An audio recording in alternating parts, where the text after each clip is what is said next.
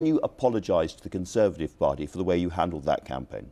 Well, Andrew, it's great to be back here at Party Conference in Manchester.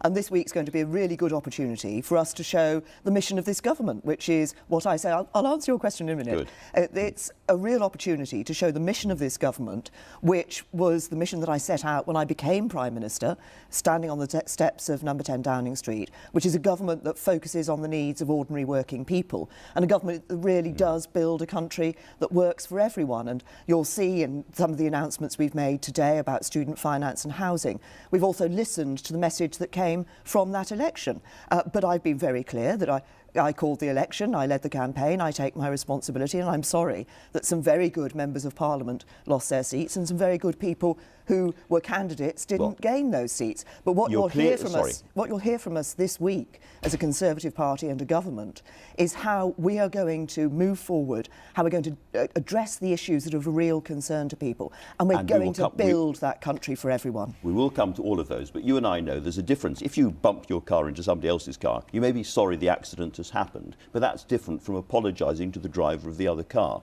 So can I ask you again, can you apologise to the Conservative Party for what happened in that election campaign? Well, I've spoken to my members of Parliament. I'll be speaking later today to the party activists.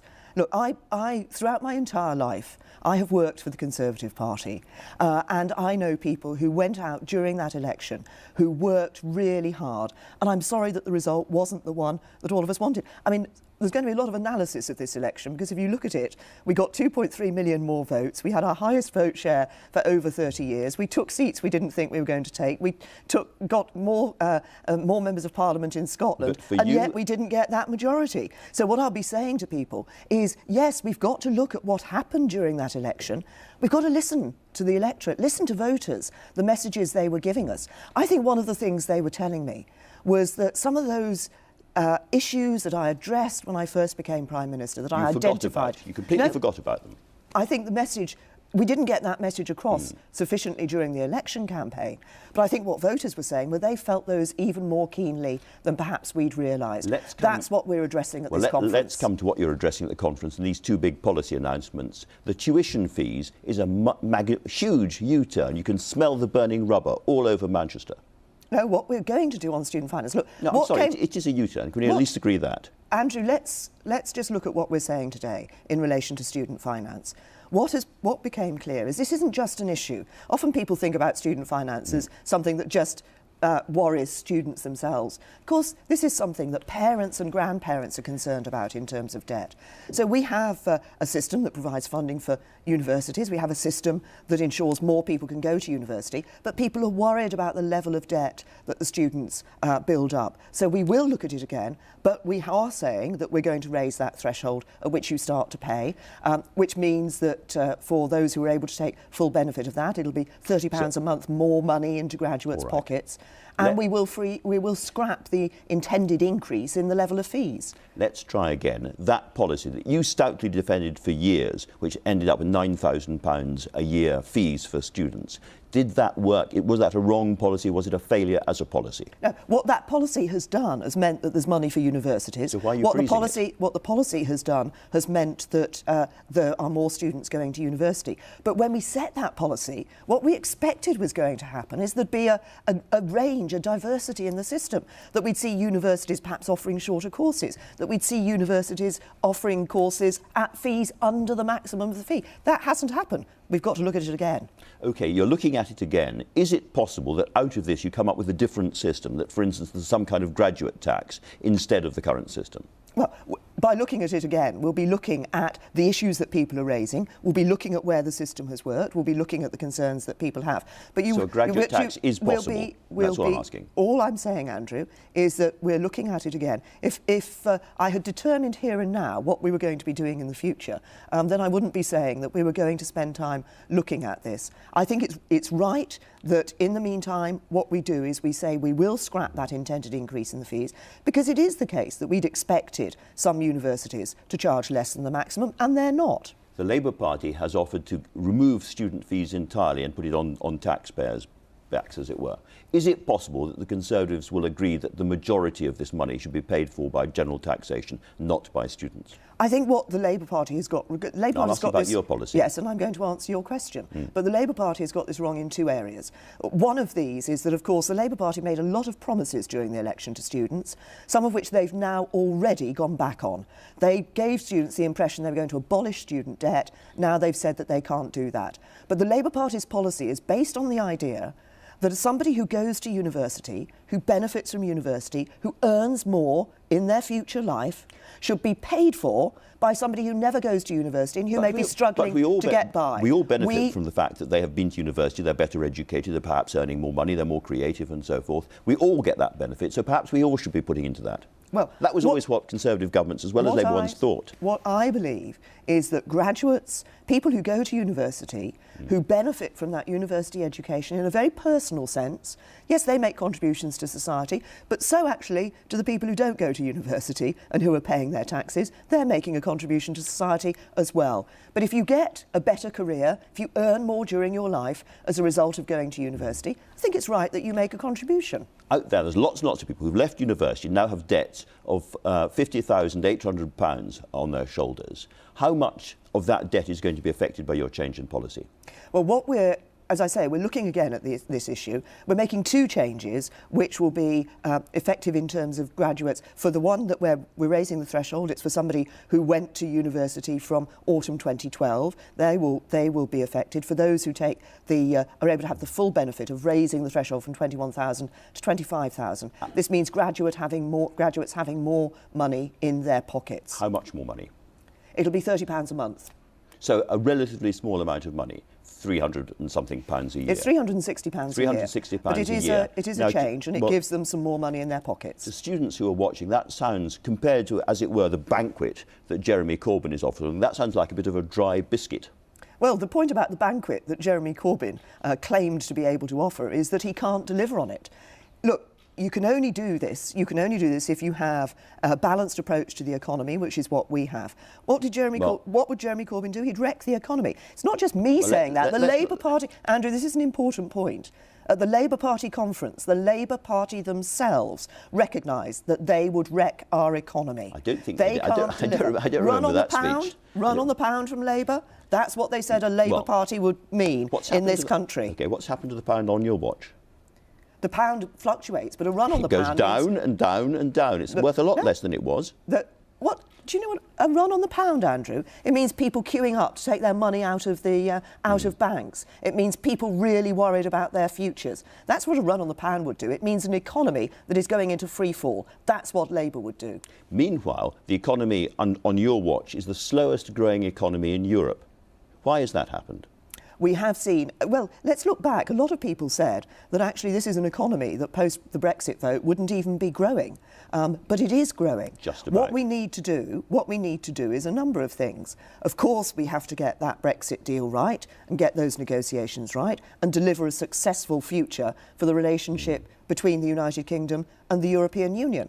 But there are other issues that we need to address in our economy. That's why it's right for us to take a balanced approach to what we do in the economy. So we are careful with public sector finances, but we also need to ensure that across the whole of the country, people are seeing the benefits of free trade, the benefits of the free market economy. Let's talk about the benefits, because as you know, out there, the free market economy, capitalism, or whatever you call it, is rather unpopular. Only 17% of people, 17% in a recent poll, said they thought that capitalism was working for them.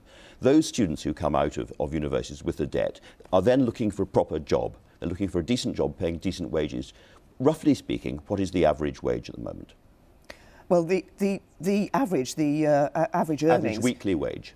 The average earnings are around the sort of £25,000 a year So figure. the average weekly wage is around £505. Can I ask you a much more important question? On your watch, has it gone up or has it gone down? Well, what we've seen happening recently, of course, is that inflation has gone up and people are feeling a squeeze on their incomes. What is important, but you raised the point about students coming out. This is real. People have lost money over the last few years under the Conservatives. You said students coming out of university want to have a high-paid job. They do. That's exactly what I want to ensure that we can provide for them. Now, how do we do that? We don't do that by adopting Labour's policies of just spending, spending, spending and borrowing, borrowing, borrowing. That leads to fewer jobs, it leads to lower wages, leads to less money being spent on public services. What we do, and you just have to look at our record as a government, what we've done is we've been dealing with the deficit, it's down by 2/3. At the same time, we've been putting record levels of finance into our public services. But we've also seen an economy that's growing. 3 million more people now in work with the security that a job gives for them and their families since the Conservatives came into government. Yes, it is true. Thank you for admitting it. Let's keep on the record, however, because this is about whether the system is working for most people. We've talked about debt-laden students, but we also know that average weekly wages have fallen and fallen and fallen under the Conservatives. People feel worse off because they are worse off, and that is a big problem for this government. And then, of course, they want to buy houses. Thatcherism was always based on the property-owning democracy and people's ability to buy houses. And for most people, that is now going out of sight completely. If you are under 40 or so, your chances of saving for the deposit for a house are worse now than they have ever been. And I recognise, and I said this when I first became Prime Minister, first of all, that for a lot of people, they feel that changes, globalisation, that other people have benefited and they haven't. Yeah. And we need to address that. That's why the focus of this party conference is about a country that works for everyone. It's about ensuring that we get that growth and prosperity across the whole of the country. And you're absolutely right. Housing is a key issue in this area. What is a Conservative mission? A mission of Conservatives, for Conservatives, is to ensure that every generation can look to a better future than the past. But sadly today, there are young people who fear they're going to be worse off than their parents in the future, that they're never going to get on the housing ladder. That's why one of the focuses we're putting on this week and as a government is on housing. But it's not just about home ownership. How much money have you found for the Help to Buy scheme? There's going to be £10 billion into Help to Buy. Where does that come from? It's not just, well, we're going to be setting out our finances in the budget. But can I just, because you talked about home ownership, and Help to Buy is about helping people to own their own homes. But you know, there are a lot of people in rented accommodation today, and that's an important issue for us to address as well.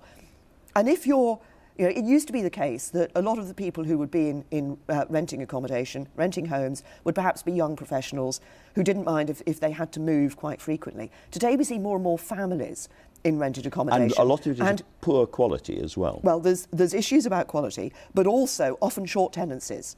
And if you're a family, that is so unsettling for you.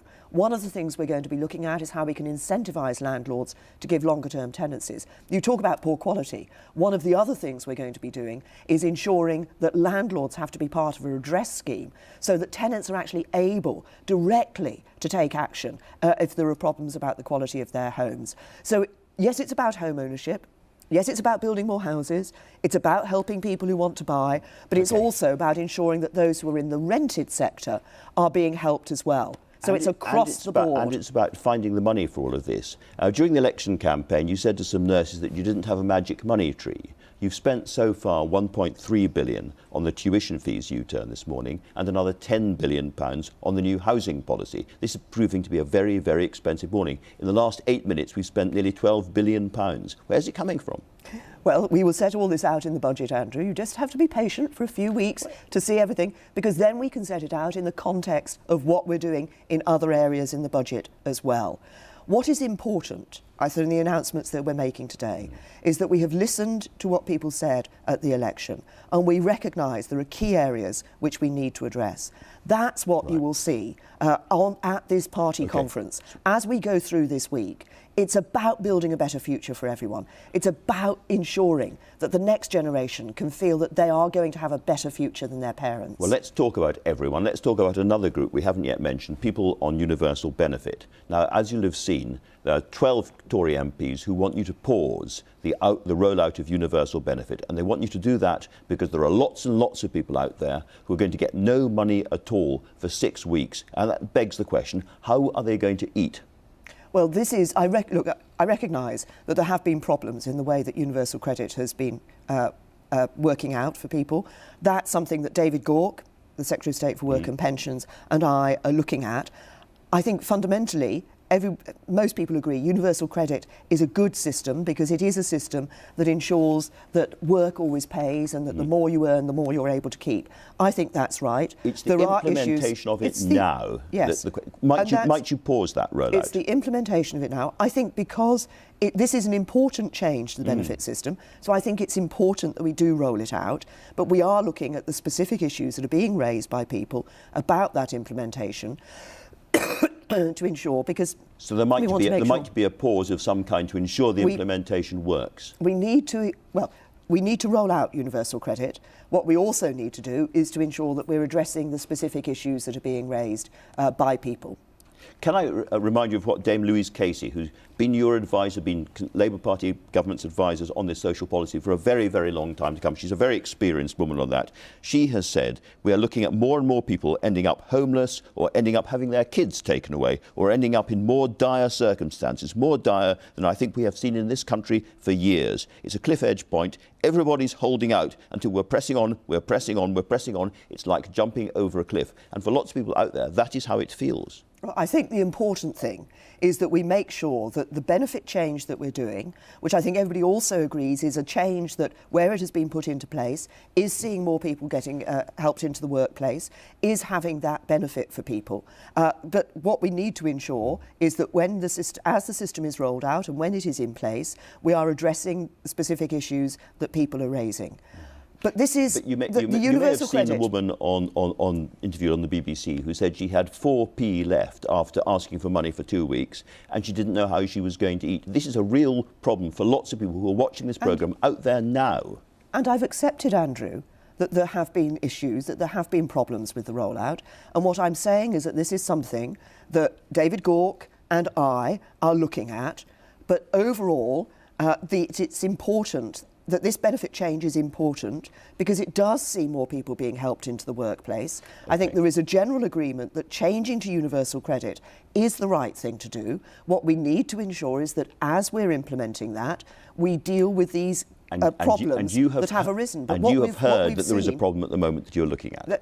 There is. What we have seen is that the performance, if you like, from in terms of getting money to people, has been improving.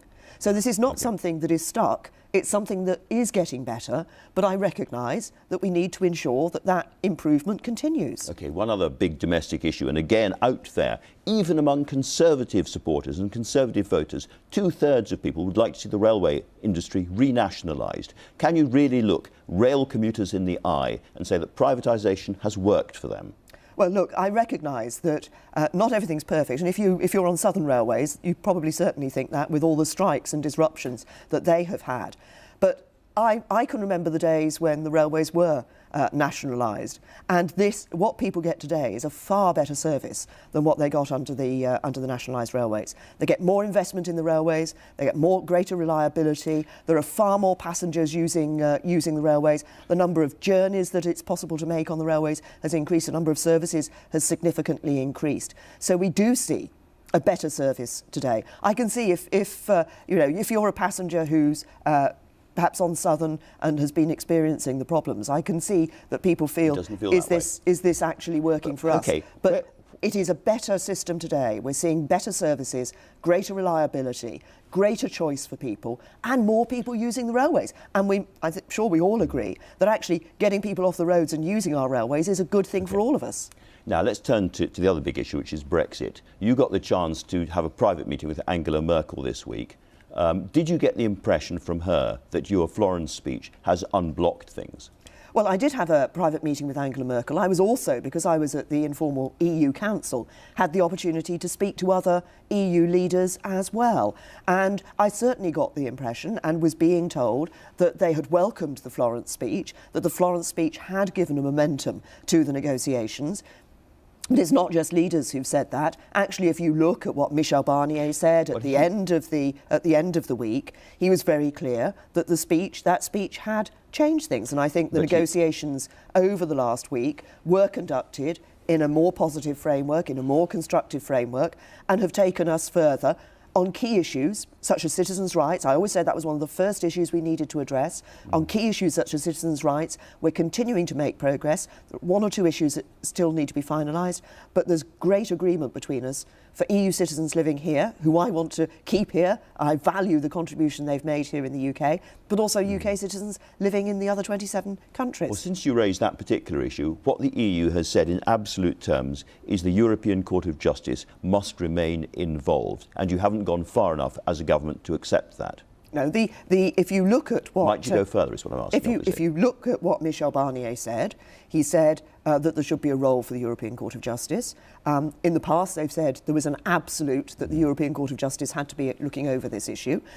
What I've said is very simply that we will bring this agreement into UK law so that if there is a EU citizen here who is concerned that the agreement that we've made on their rights is not being kept to by the government in the future, that they can take that through our UK courts. Our UK courts are well respected, right. And what our UK courts will do, as they would do anyway, is take account of judgments from the European Court of Justice. Let me ask you about one other very important period, which is this transition period. After we have left the EU in March 2019, there's now a 2-year transition period where we will carry on paying in money and so forth. During that transition period, if and when the law changes in the rest of the EU, do we accept those legal changes and regulations or not? Well, can I just perhaps... It's a really important question. It is an important question, and can I just perhaps start by explaining what that period is about? Because I think the use of the term transition sometimes gets people thinking that maybe this is something that is going to carry, we won't leave, it'll carry on. Well, let's assume we are leaving. Well, this is a very important point, Andrew, because this is about an implementation period.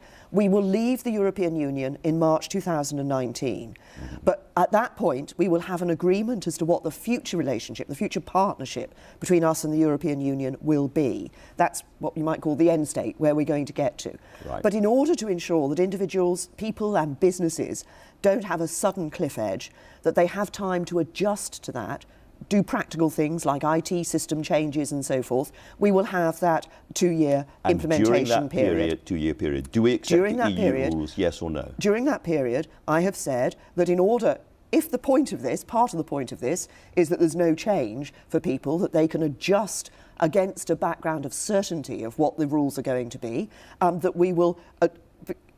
abiding by the framework that we've got. That's one of the things that's happening in Parliament at the moment. So if the EU law is being brought into UK law through our withdrawal bill. If the banking law changes in the EU during that transition period, do our banks abide by the change, is the real question.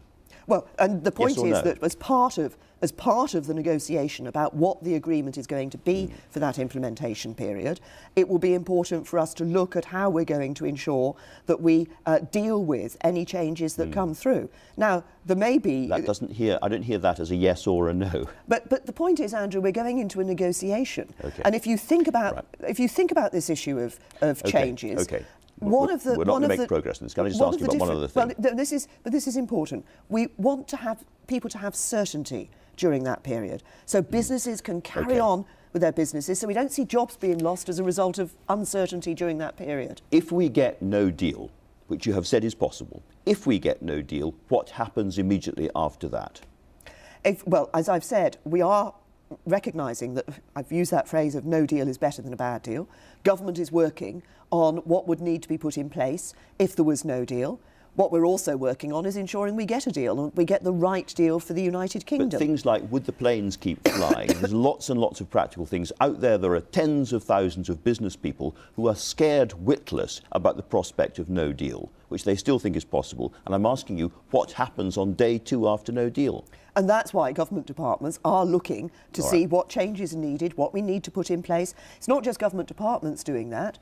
The EU withdrawal bill and other legislation that we will bring through in the wake of that will actually be setting the scene for, yes, us having a deal, but also the possibility of a no deal. No deal would be so difficult for this country, in many people's views, including Philip Hammond's. Very, very bad, he said. If you couldn't get a deal, would you resign as Prime Minister?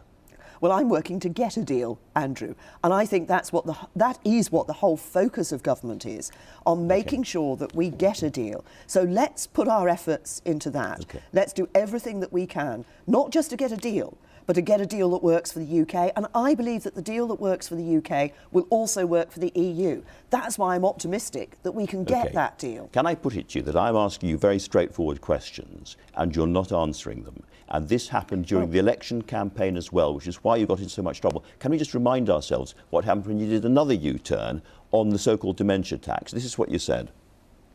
The first question you asked, nothing has changed.